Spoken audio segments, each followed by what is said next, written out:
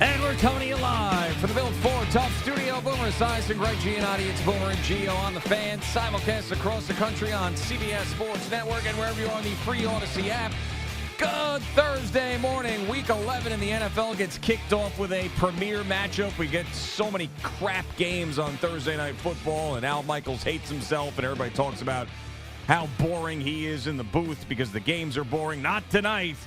I know it's going to be a low-scoring game, but not tonight. This is a huge desperation spot for the Cincinnati Bengals as they take on the Baltimore Ravens, one of the premier matchups of the week. And then, of course, we get a pretty important slate coming up on Sunday that includes the Jets. And Rob Saleh spoke yesterday and basically confirmed what I had been thinking for a long time, that at some point, if and when Aaron Rodgers says he wants to play, he's going to walk in there and he's going to make that decision. Hey, I'm playing, guys. I don't care what you say. And if the Jets want to continue to be in this AFC playoff conversation, there is no room for error any longer.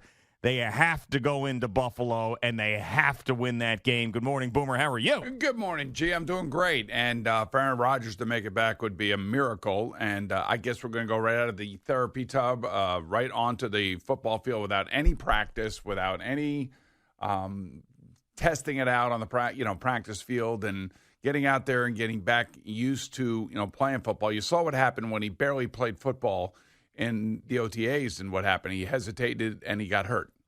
And so now we're all expecting that somehow, some miraculous way, he's going to step on this field in December.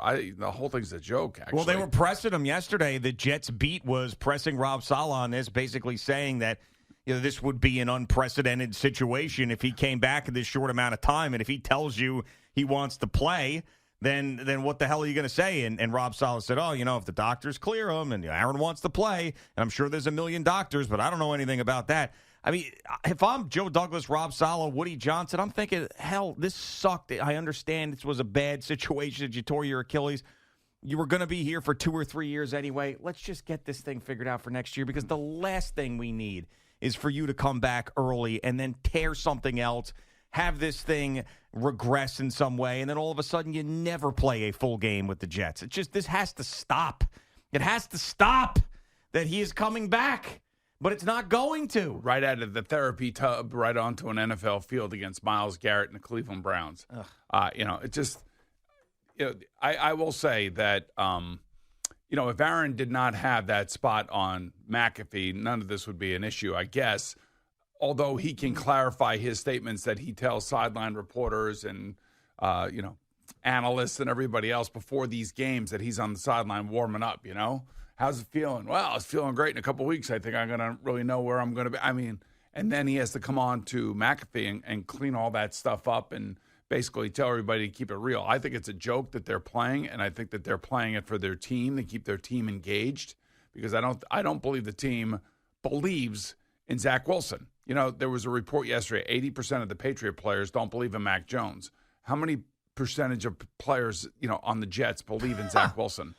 I mean, that's the problem, and they're trying, and I don't know if Aaron's doing it on purpose. I don't know if Saleh's answering these questions the way they are. I mean, normally when guys are hurt, they kind of disappear and they go into their rehab mode, and sometimes they do it around the team, sometimes they don't. No, I think that he's got such a strong personality, and we all saw that on Hard Knocks for the Jets. He needs to be here. Now, he's not here right now, but he needs to be here, and he needs to be in that room, because there are a lot of young players that have no idea what they're doing, and they can have a team-only meeting, and if he's not in there, what are they doing?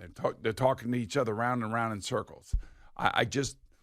All I know is that coming out of the therapy tub and going onto an NFL football field is crazy. It's nuts, and it's not attainable. I mean, and then there's always the risk. Like, we assume that a guy comes back from an injury like Breece Hall, but he sat out for a year. But we always assume that, this guy is going to be right back to where he was prior to that injury. There's no way. Yeah. It takes time. It takes time. You have to really feel comfortable about being able to put real weight and real stress on whatever the injury may be.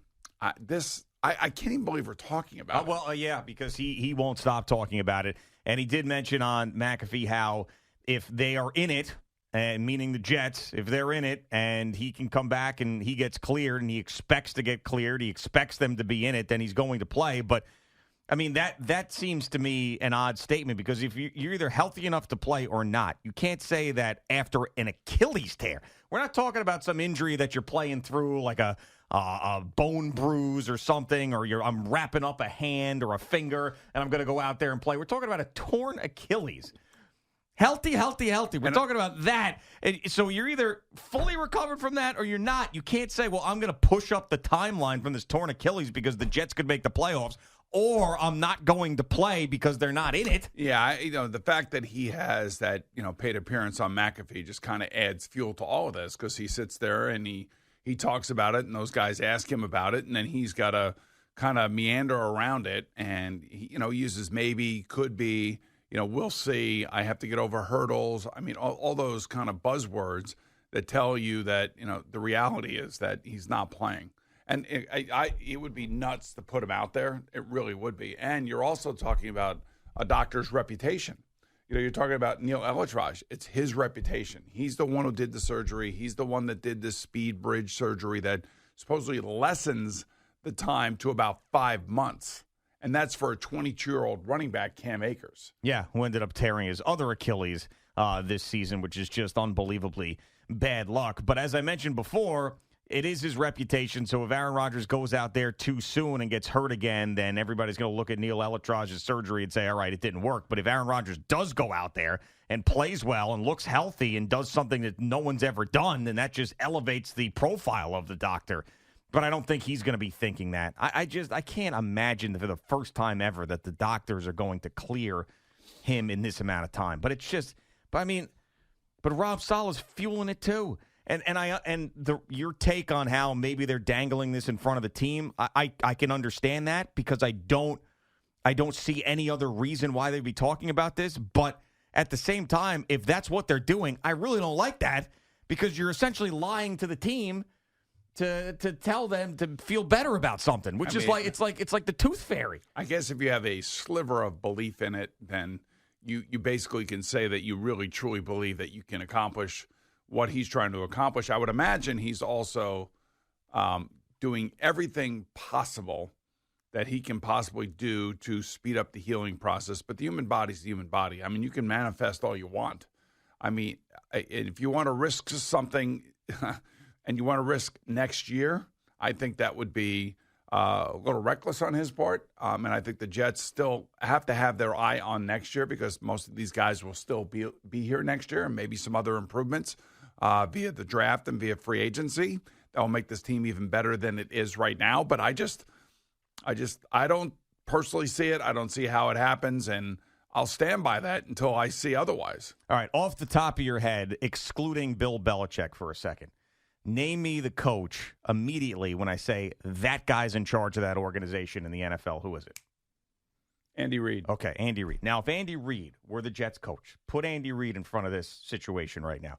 If Andy Reid is asked in an interview, why haven't you elevated Trevor Siemian right now, what would he say? What would he say? Because I have Patrick Mahomes. Well, all right, I'm saying he's on the. That's not what I'm saying. All right, put Andy. I know. I was just put kidding. Andy Reid in the Jets situation. What would he say? I think. I just think I believe in the quarterback that I have, and everybody has to raise their level of play, and we have to support him because he's the guy that I've chosen to play for us. Something along those lines. And what did Rob Saleh say with that same question? I plead the fifth. Okay. Well, that was a couple weeks ago. Yeah. Fine. All right. So now yesterday, I'm doing this now, bringing it to yesterday. Okay. Someone asked Andy Reid if Andy Reid is coaching the Jets. Hey, if Aaron Rodgers comes to you and he says he wants to play, like, what do you say? I have to say, well, I'll worry about that when I get there. I'm not even thinking about that right now. I have to worry about the guys that I have playing quarterback right now, and I got to get this team right. Exactly. This is my point. And what did Rob Saleh say? Aaron Rodgers is a big boy. He's going to make big boy decisions. If he comes to us and says he wants to play, he's going to go out there and play. The point that I'm making is that Rob Saleh isn't in charge here at all. And he shows this in almost every single press conference that he has or interview that he has. He's not in charge. And on top of it, these players who go to social media and say whatever the hell they want. And yesterday, another thing happened in the locker room that really bothered me. So Izzy Abanaconda is getting interviewed, who by all accounts is like the greatest kid. And some people, he went to Pitt. Some people I know there said, I'm so happy for him that he's getting his opportunity. He's getting interviewed by the media yesterday for the first time because he gets elevated after the Michael Carter release. So as he's getting interviewed, a Jet player, Rich Cimini tweets this out yesterday because he's in the locker room. A Jet player walks by and says, shout out to Michael Carter while Izzy is getting interviewed. I mean, that's some backstabbing bullcrap that reminds me of the Mike White T-shirts last year. So every week, I get a different reason to not believe that Rob Saleh is in charge, and ultimately, that is going to hurt them. And I know this is all about Aaron Rodgers and him coming back, and I was supposed to be the savior, and I think that a healthy Aaron Rodgers with Nathaniel Hackett, I don't even think Rob Saleh even plays into that equation because it'll be Aaron's team. But there are so many, when you think about the guys who are in charge of their teams, they don't answer questions like this. They don't have players on social media doing dumb stuff. I mean, for God's sakes, Travis Kelce is dating Taylor Swift, and it's less of a distraction than some of the Jet stuff on Twitter. And forget about Andy Reid's been doing it 100 million years. Think about a guy like Dan Campbell. Think Dan Campbell's going to answer the question? I plead the fifth? No, Dan Campbell's in charge of that team. He's going to give you an answer because he's the one who makes the decisions. I would also say that the Michael Carter thing that you were talking about yesterday and the way that Mekhi Becton was reacting to it the other day, I would say that, yeah, there are situations going on in that locker room. There's no question about it. Players don't normally react this way. I don't know what's happening over there. I know losing brings out the ugliness in the sport and in the personalities of the people that are in the midst of losing or not living up to their expectations. And I just think a lot of this goes back to Zach, unfortunately, because he's the one that is supposed to get the team in the end zone, and he hasn't. And you have the Aaron Rodgers thing out there. They get rid of Michael Carter. I thought that they got rid of Michael Carter because Michael Carter felt like, I would think that he would feel like he should have gotten more touches, that he's a better player that they were showing. But the problem is they don't have any rhythm on offense. So without any rhythm on offense, guys don't get on the field. You know what I mean? Yeah. Like if you don't have multiple first downs and multiple drives of 10, 12, 13 plays, guys are not going to play. If you have a number of 3-and-outs, 5-and-outs, 6-and-outs, or whatever it may be, I mean, I think the Jets have got to have, in the first half, I would think, and I don't know the statistics regarding this, but in the first half alone, I have to believe they have the fewest possessions in terms of lengthy plays. Lengthy possessions because even some of the touchdown drives that they had was one play, after a turnover, stuff like that. Yeah, I mean, therefore, there's not enough playing time for everybody to be satisfied. And I do think Rob Saleh was right when he did say, and I felt this too, that somebody will pick up Michael Carter, but on the waiver wire. Yeah, I'm sure somebody 100%. will. And he wasn't exactly playing great in the opportunities he had, but I just found that to be another one of those things, another one of those. The players rule the roost here after their players-only meeting, by the way.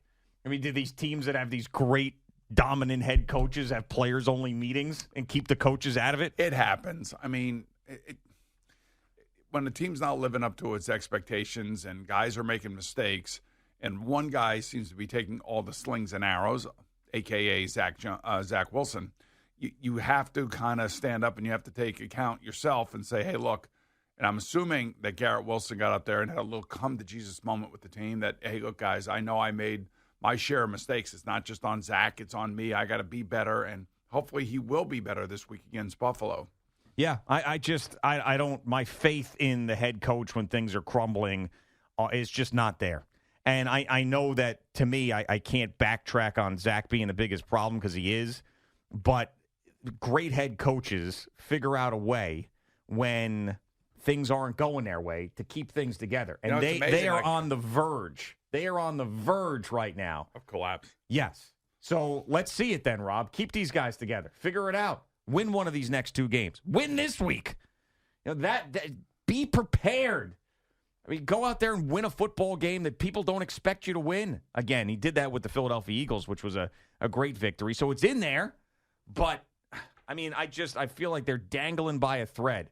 So who's the person that's going to come in and save him when Aaron Rodgers can't play? Who is it? We know it's not Zach Wilson. It's got to be the head coach. Has to be. Well, Kevin O'Connell's figured it out in Minnesota, at least for the last 2 weeks. Yeah, and we'll see where that ends up. They're riding high. Things change in the NFL very, very quickly. They do. But that was a team that was 1-4, and they went on a 5-game winning streak. It's amazing. What are we, like 4 or 5 weeks since the Jets beat the Philadelphia Eagles at home? Mm-hmm. And here we sit. Yeah. I mean, it's just amazing how quickly things go. And, we kind of glance over the Charger loss at home because, to me, that was the worst of them all. Certainly. Other than the Cowboy loss at the Cowboys. But that I think we all expected that. That Charger loss at home, especially with the way the defense played. Yeah. And how bad the Charger defense is. For that team to play that way and to be so, flat on offense again. To me, that is like a game that sticks out like a sore thumb to me. Yeah, it was terrible. And that was the game, too, that we were saying if Zach Wilson is going to end up throwing for significant yardage and scoring some touchdowns, this is going to be the week because of that weak secondary of the Chargers and how they've played football up until that point. And then you saw how, all of a sudden that defense woke up, got healthy, and then the next week they gave up, 41 points? Yeah, we're literally 11 weeks, right, since Aaron Rodgers got hurt. And going into the season, or just right on the cusp of going into the season, and all of these high hopes for this team that were dashed literally within 4 plays. But the point is, and I agree with that. The point is, they still have a chance. I don't believe that it's likely. Pretty much everybody, but in the they AFC still has have a an chance, opportunity, except for Tennessee and New England. Right? Yeah, those teams certainly out of it, especially New England right now.